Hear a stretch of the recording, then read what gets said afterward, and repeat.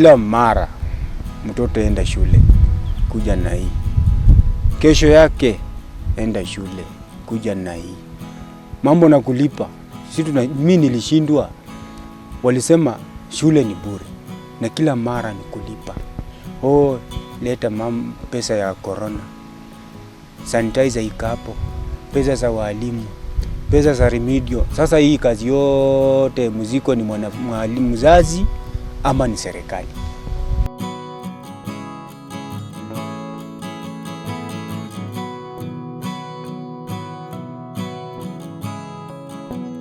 Shule ndio hiyo ikafika. Wakati ilifika 2021 tukaanza tena watoto baada ya wiki moja iko nyumbani. Tukasema hata serikali yetu wametuona kwa njia gani, sisi tunaelekea wapi? Kama nini after ndio hii inaletwa kila dakika, inaletwa watoto ndio hii hapo nyumbani. Sasa mtu mwenye hana kazi atasaidika aje? So hiyo kitu ilikuwa changamoto, kwa sababu tuliona ya kwamba hata maneno ya watoto kurejea shuleni ilikuwa ngumu. Wanafunzi wengi hata walikuwa wameoana wenyewe kwa wenyewe. Unakuta msichana alikuwa ameoleka, kijana alikuwa ameleta hata msichana ya wenyewe kwa nyumba. So ilikuwa vigumu sana kurejesha hawa wanafunzi pia kule shuleni. Ndiposa unaona ya kwamba after kuenda shule uliona vijana wanafanya strike na wasichana pia wanafanya strike, kwa sababu walikuwa wamezoea maisha ya mwaka mzima ya kukaa nyumbani, na hiyo mambo ya social life ilikuwa inaendelea kwa siri kule vijijini.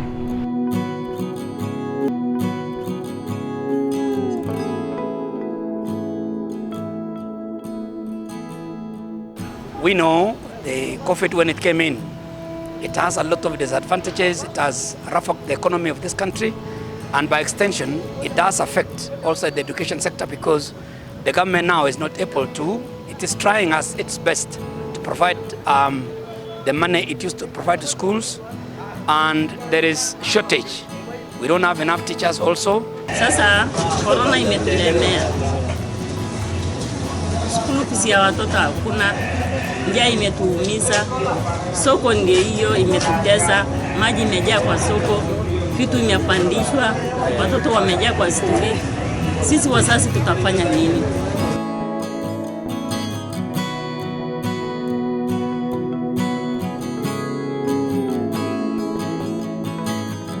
Watoto wengi waliharibiwa, wengi hata saa hii tukisema hivi kuna wale wengi wajarudi nyumbani kwa sababu wengi walipata ujauzito. Ilikuwa sana ni ngumu wazazi na pengine wahusika ili kuweza kusaidia wale wenye waliathirika, kwa sababu kila mtu alikuwa anajichunga na serikali alikuwa anasema kaa nyumbani. Sasa kwa ile hali kuna baadhi ya wale watoto waliathirika, serikali ingeweza kuwasaidia kwa njia ya ufaao, na hata pia wazazi, hata jamii walishindwa kusaidia wale watu ili kuhakikisha wamefuata masharti yenye inahitajika katika kufika shule na kulindwa kwa ile hali hili waepukana na mambo ya kupata ujauzito ya mapema.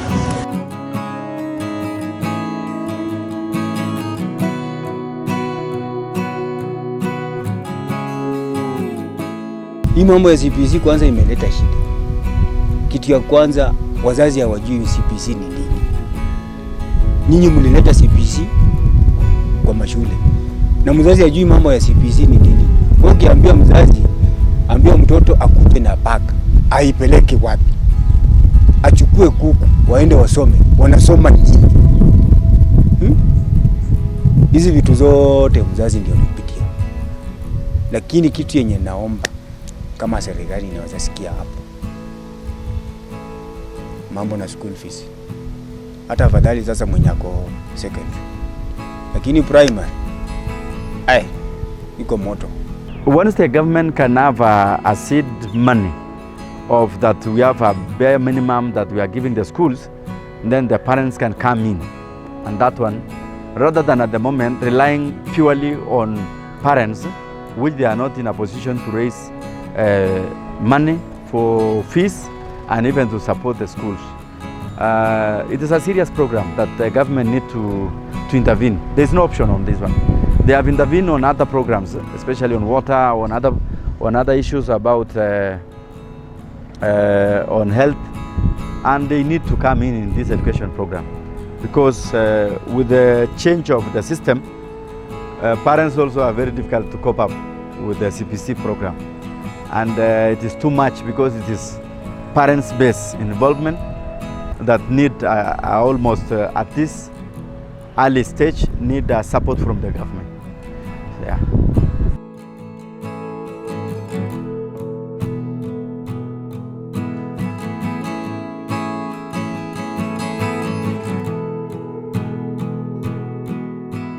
Shida hii ya COVID-19 ambayo digitalization imekuwa realized, where open learning imekubaliwa na ilikuwa inafanya kazi. Wanafunzi kutoka sehemu hizi zetu wa wafugaji hawakupata nafasi huo kwa sababu the nature of environment, mahali ambao tunapoishi, haikufanywa tayari uweze kuistahimili hiyo program. Sehemu kama hizi zetu uweze pata wifi, shule zetu mingi hazikuwa na computers, manyata zetu hakuna electricity, watu wanakaa tu kwa maisha ambayo ni ngumu. Yeah, I think the community should also not be left out in terms of helping the government to improve the education in Kenya. Number one, the community here are people who are also learned. We can come up with, because most of the community members here have got what we call community-based organizations, whereby they can come up, maybe get a mobile library. We can even ask the community to donate the books they used in those other days. They can have that community mobile library, whereby instead of the children just staying outside there, they can come there, they learn. It's not a must. We should not be having that mentality of just learning to pass exams. Sometimes we just learn to get knowledge, to see other things in a different perspective. So what we are lacking is that even those books are not there. But I'm sure in a community, if we can have something like book donation day, whereby each and every person can come, each and every person in that community can decide to get even an older book, because we normally know that education does not get old. So at least if we get that book, these kids can be able to visit that library once in a blue moon, or even sometimes daily if they have time. They can get engagement, they can read, they can know what is happening here and there. Even these old newspapers, they can help them sharpen their English and their learning and reading skills, whereby it's going to improve this in school, whereby they are told to write the composition, the reading of the comprehension and the passages. If we have these things in our community, this is going to help.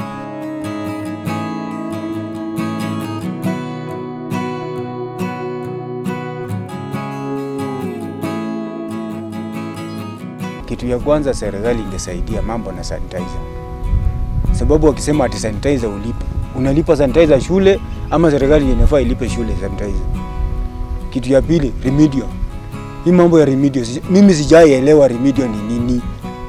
Sababu mimi nilifanya class 8. Sasa saa hii wananiuliza mambo na remedial. Remedial ni nini? Sijaelewa na sijui.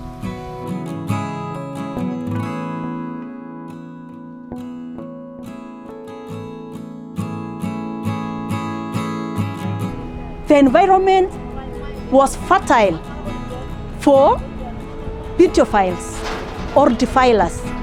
The environment was fertile for harmful practices that we are fighting to come back with a bang.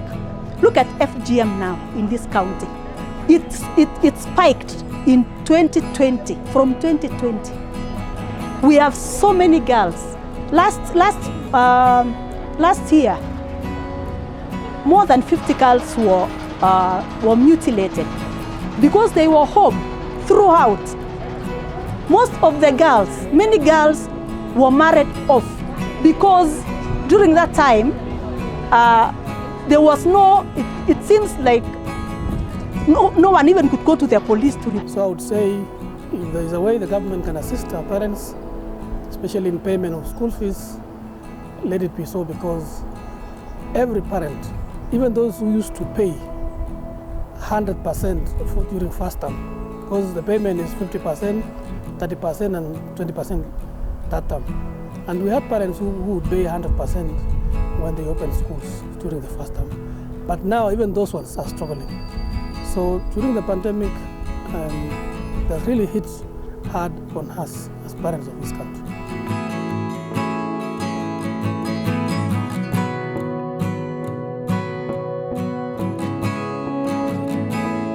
Mwaka unapofanywa mara 4, inapogawanywa mara 4, mchukulia hii tamu hii, Tamu hii watoto wamesoma mwezi mmoja na nusu, shule inafungwa na inatekana wafanyiwe mtihani. Kwa hivyo utaona kiwango cha elimu ni lazima kitakuwa kimeshuka, haiwezi kuwa sawa na ile miaka mingineo. Wanataka remedial, wanataka sanitizer, wanataka registration, wanataka kukula huko, vitabu zikapo.